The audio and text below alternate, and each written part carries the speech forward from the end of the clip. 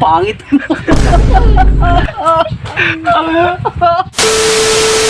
Kayo mga yun. Uy pre, andyan pala kayo. Samahan mo ni boy. Ba't saan kayo pupunta? Papahula. Ba't saan ka magpapahula? Hindi kasi boy, kagabi na naginip ako ng maganda. Sagot na daw ako ng nililigawan ko. Totoo ba yun? Totoo pre? Totoo yung pre. Totoo. Pahula. Samahan Tara na lang kami. Tara. Tara. Pahula tayo, pahula. Oh, ito. May mga hula. 100 lang oh. Alam ko gagawin nyo. Ano? Magkapahula kayo. Siyempre, manghula ka nga eh. Tama, ang pinuntahan nyo. 100 pesos lang. Pero bago kayo hulaan, down payment fee. Nakahula. Eh bakit?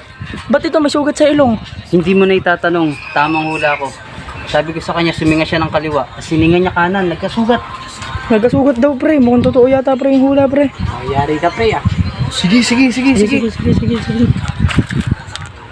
Oh, hula na. Hula na.